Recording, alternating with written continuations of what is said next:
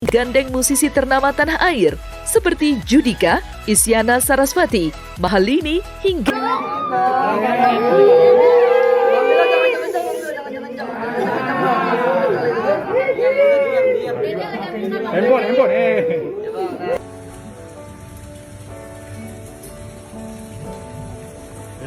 Happy birthday, Reza. Happy birthday, Reza.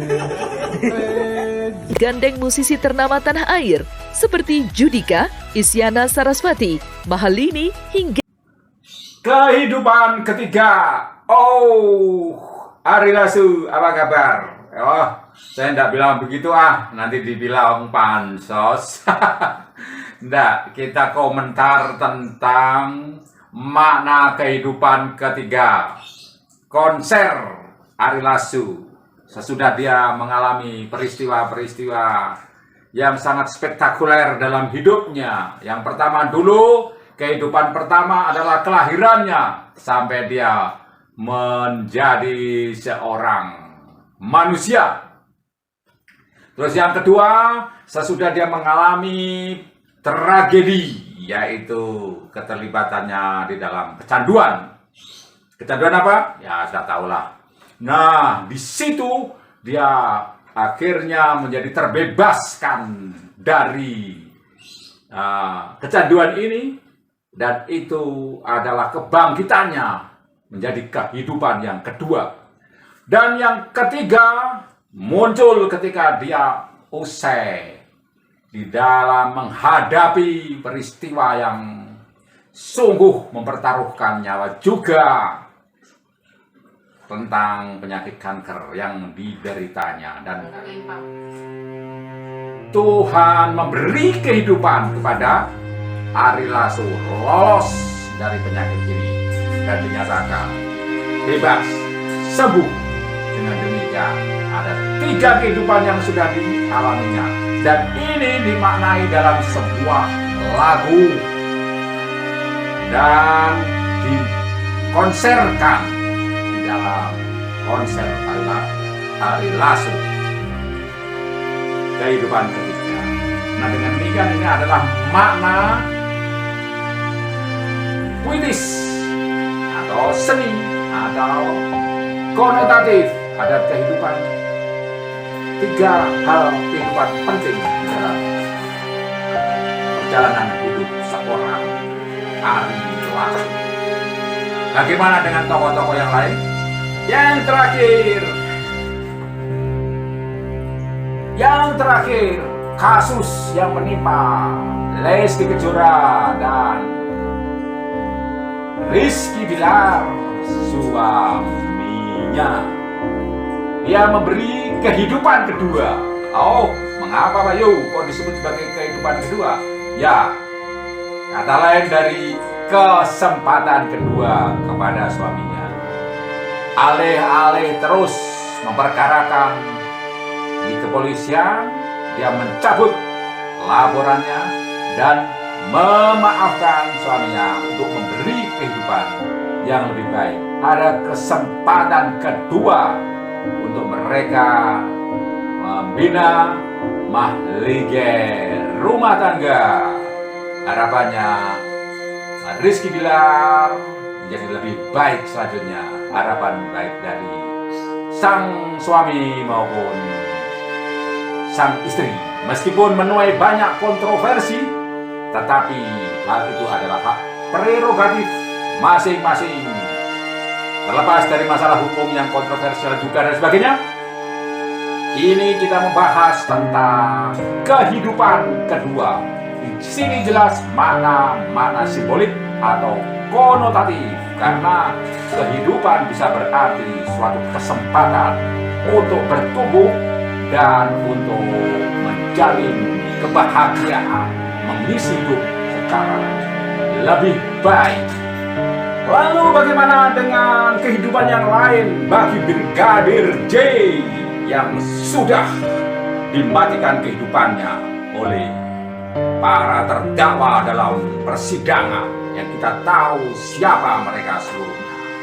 Di sini sudah jelas secara denotatif atau makna sesungguhnya, kehidupan dari Brigadir J sudah direnggut dengan segala duka dan kesedihan serta kasus yang harus ditegakkan secara hukum. Di sini ada makna denotatif, kehidupannya sudah tamat.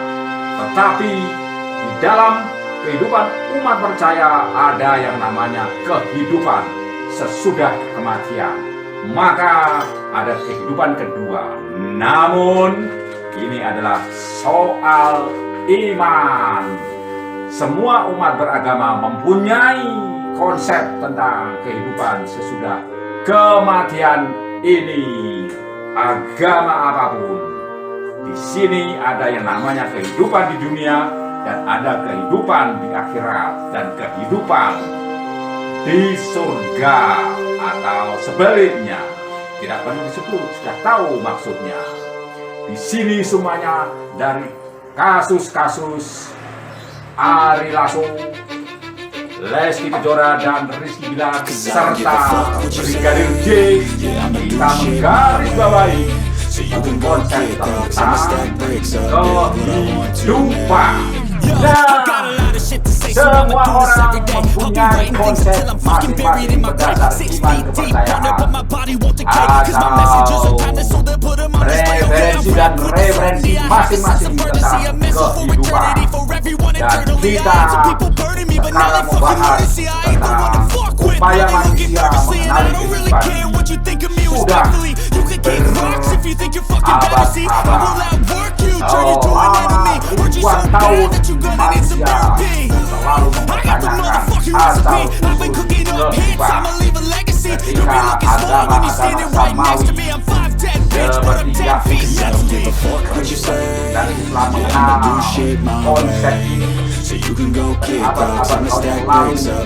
Di luar agama itu tetap ada konsep-konsep yang mirip-mirip dan dekat dengan agama Yahudi yang sudah ada ribuan tahun sebelum Masehi, dengan agama politeisme di Yunani sebelum tahun 500 sebelum Masehi. Dikenal ada muncul filsuf Yunani kuno yang mempertanyakan tentang asal-usul kehidupan manusia. Apakah itu berasal dari air? Apakah itu berasal dari darah? Apakah itu berasal dari tanah? Dan sebelum tahun 500 sebelum Masehi, peradaban Yunani mengenal yang namanya mitos, dewa, dewi, dan jauh sebelum itu Yahudi dengan agama Yahudinya sudah mengenal yang disebut kehidupan sesuai dengan kitab yang mereka percayai sebagai firman Tuhan, yakni Taurat, mana itu ada Pentateuch, yaitu kitab yang ditulis oleh Nabi Musa dengan sejarah mulai dari penciptaan dunia di dalam kitab Taurat, Kejadian, usul Keluaran dan seterusnya. Di situ asal usul kehidupan adalah berasal dari Tuhan, di mana Tuhanlah yang menciptakan segala sesuatunya. Selanjutnya kita mengetahui bahwa konsep-konsep tentang kehidupan itu berbeda-beda dari satu kepercayaan dengan kepercayaan yang lain. Ada konsep-konsep penciptaan yang mirip antara Kristen, Yahudi, dan Islam. Namun konsep dari agama yang berbeda lagi, yang lain berbeda-beda pula. Dan ini ada satu kelompok ilmuwan yang lebih mendasarkan pada ilmu pengetahuan bahwa ternyata penciptaan dunia itu bukanlah seperti sulapan seperti itu, tetapi mengalami suatu peristiwa ledakan besar yang disebut sebagai Big Bang. Dan itu ternyata sesudah diketemukannya teleskop Webb, dinyatakan bahwa ternyata konsep Big Bang itu harus direvisi karena kenyataannya penciptaan dunia tidak demikian. Oleh karena dengan teleskop yang canggih dan besar dengan resolusi yang besar, ketahuan secara detail sejauh mana alam semesta itu dengan multiverse-nya dari galaksi demi galaksi dan yang lain. Jauh di sana ada planet dan tata surya yang lain, begitu banyak dengan multiverse, dan itu semuanya memberikan kita berbagai alternatif tentang kehidupan, tentang pemikiran terhadap kehidupan. Lalu bagaimana dengan kita menyikapi tentang adanya makna simbolik atau makna kiasan tentang kehidupan ketiga, tentang makna sesungguhnya dari kehidupan pertama dan kedua, dan ada makna denotatif yang sesungguhnya maupun makna konotatif atau kiasan. Dan ini batasan konten pada saat ini adalah untuk melatih kita berpikir kreatif. Mungkin ada wawasan yang kita tidak mempunyai dan dimiliki oleh orang lain, dan kita berbeda konsep dengan mereka.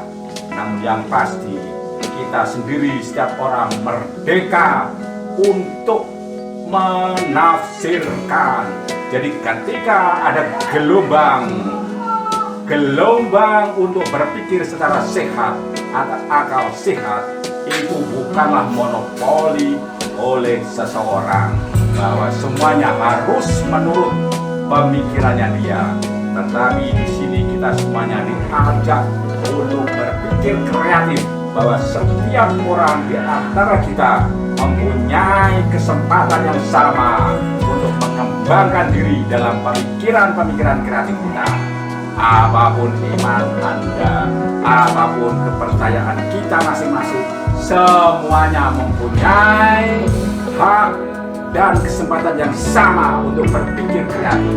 Dan dalam hal ini sekarang kita mengambil dari trending topik tentang kehidupan ketiga dari Ari Lasso, dilanjutkan dengan kesempatan kedua Rizky Bilar oleh Lesti Kejora, dan kehidupan sesudah dunia sekarang ini yang dialami oleh Brigadir Joshua yang meninggalkan pada kita di dalam kemendaratan hidup kita di muka bumi untuk tetap menghadapi segala sesuatunya secara realis sesuai dengan etika dan estetika yang ada di muka bumi ini, di dalam nilai dan norma yang ada, baik itu secara hukum, secara sosial, secara masyarakat, dan secara iman.